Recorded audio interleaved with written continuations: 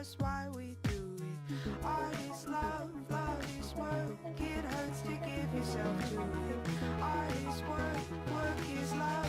Forget yourself for the music. So I try to put a little piece of myself in. Keep it pretty. What's up, everybody? So today I wanted to talk about a couple things. Bitcoin is trading at a little bit over 7,200, as we can see right here on CoinMarketCap. And if we look at the graph, we can see that it's pretty much at an all-time high, which is pretty insane. And the hard fork, for those of you who know that what it is, basically like a stock split is kind of happening on November 16th. So I would think Bitcoin's going to continue to go up until then. So I don't think that this is the top, I think it's going to continue to go up. But because this parabolic movement has been happening, it's just shooting straight to the moon. A lot of people have been asking me about Bitcoin or talking about Bitcoin and wanting to figure out how to get involved. Nobody really wants to do the work,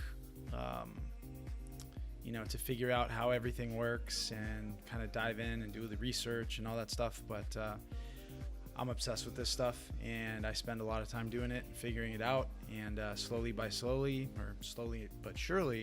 and step by step, I'm figuring out how to do all these different things. And I'm not the most tech savvy person, but you keep at it. Hit the forums, watch videos, read articles. There's a lot of good how-to pages and frequently asked question pages that you can visit to figure everything out and to follow. So today I wanted to just go over basically how to get started and the ways that I would suggest it. Okay, so the first thing I would say is click on the link below the video, and which is a link to Coinbase, and sign up using my referral link below. This gives me a little bit of incentive to make these videos to help you guys out. Trust me, I'm not getting rich off this stuff, but I want to be able to help you guys, just like I wanted help when I first got started, and it would be cool to get a little kickback. So I very much appreciate that. So just go through the process of putting in your email, make a password. Don't make an easy password, make it long and intricate. And once you sign in, you should link up your bank account to it and then just deposit however much you want, like $100, and get started. Now, the thing is about Coinbase is that the fees are very high. So you want to trade actually on GDAX.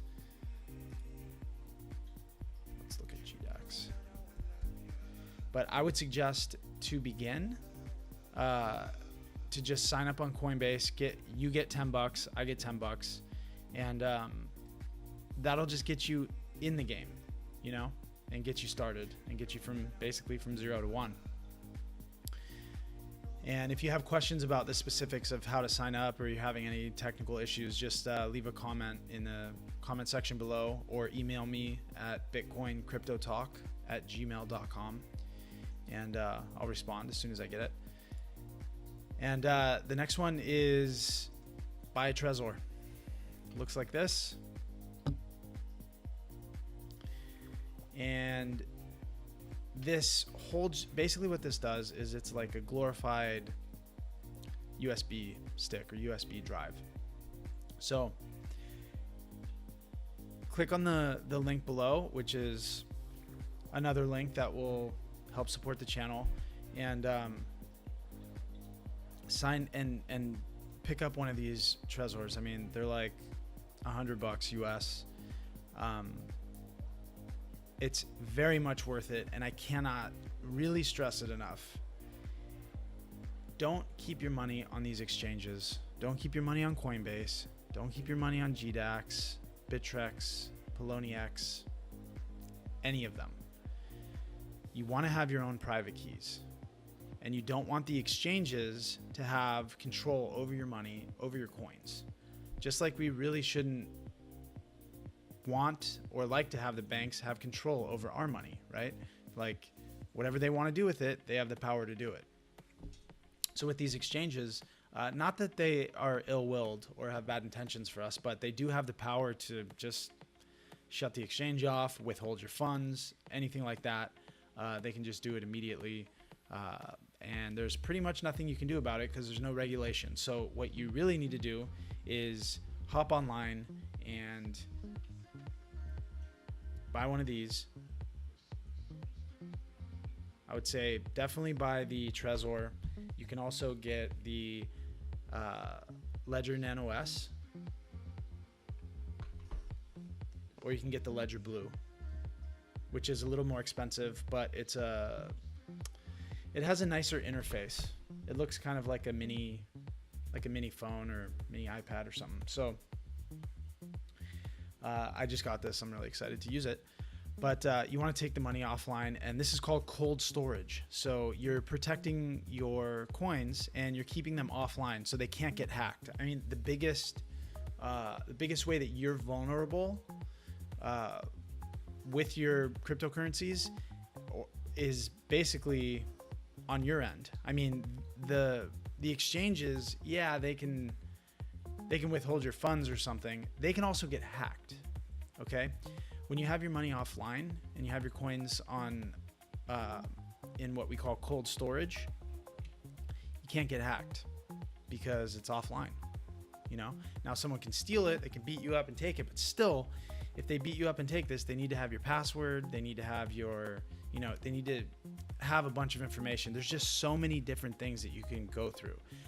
If you don't want to buy one of these, the minimum amount of security that you should have is to set up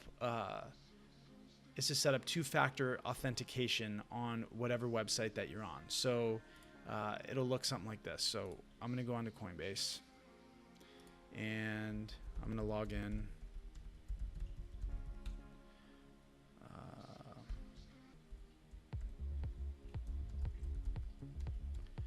Okay, so I logged in with my password, and now it's going to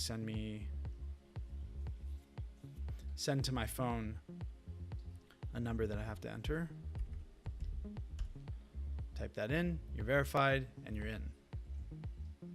Okay, but typing in that number it makes it like something like 10 orders of magnitude harder to get into your account. So if you don't have the two-factor authentication, they just have to hack your password. But if you have two-factor authentication set up, then they have to have a randomly changing number also that you can only access through your phone. So they need to be able to get into your phone and get that number, which I'm sure it's possible, but it's much, much, much, much harder. And that's really all you can do is just make it as hard as possible for people. So yeah. So first thing I'd suggest, sign up for an account on Coinbase. Just put like $100 on there just to get started, and just expect the money to be gone. You know, don't expect big returns. Just write it off as a high variance investment. Trezor, pick up one of these Trezors and hold your coins offline. You can also pick up the Ledger Nano S, which I showed you, or the Ledger Blue. Okay, and you can do all this below in the description below the video. You can click on the links. Next, I wanted to take a look at what Mark Cuban says here. Singapore's mutual fund that I could find. If you're okay, so he's giving tips on how to not be broke, how to be a little bit richer than you are now. So let's just listen for a minute. true adventurer and you really want to throw the Hail Mary, you might take 10% and put it in Bitcoin or Ethereum. But if you do that, you've got to pretend you've already lost your money. And it's like collecting art. It's like collecting baseball cards. It's like collecting shoes. You know, something's worth what somebody else will pay for it. It's a flyer, but I'd limit it to 10%. So I agree with him. That's the way you got to look at this. So only invest what you can lose, what you're willing to lose. And it's just, I mean, I'm so excited to see someone like Mark Cuban basically endorsing gambling on Bitcoin. And that's basically what everyone's doing. I mean, in the US, it's speculation. But in countries where they have really unstable currencies, like India, Argentina, Brazil, these places actually are using Bitcoin as a better alternative to what they have as their national currency. So if somebody asks you, like, you know, what's the actual value of Bitcoin, it's more of like a store of value, like gold. It's not actually like used on a day-to-day basis for you to buy like a cup of coffee. Not yet, at least. There are ways to do that, and there are people doing it all over the world, but in the United States, it's a little bit harder because there's a lot of hoops that these companies need to jump through before they can make that happen. But there are companies that are trying to do it. So Bitcoin is going to be, for the most part, a speculative investment for you guys. And we're kind of betting that it's going to catch on all over the world, and it's going to capture 10%, 20% of the gold market. And if it does that, we're looking at really big numbers per Bitcoin.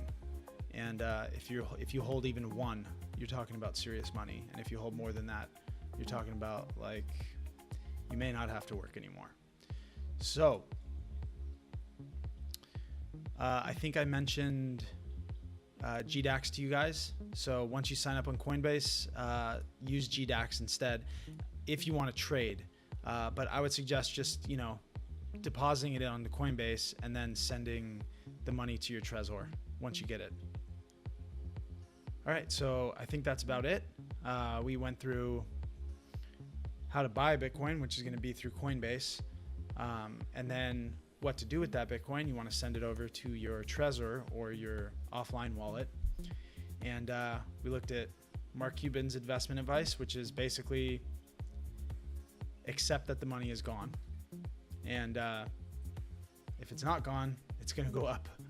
And, you know, I'm assuming it's going to go up, and that's what I'm betting on. But, you know, the safest bet is for you to only invest what you can afford to lose. So anyway, please give me feedback, guys. Let me know what you think.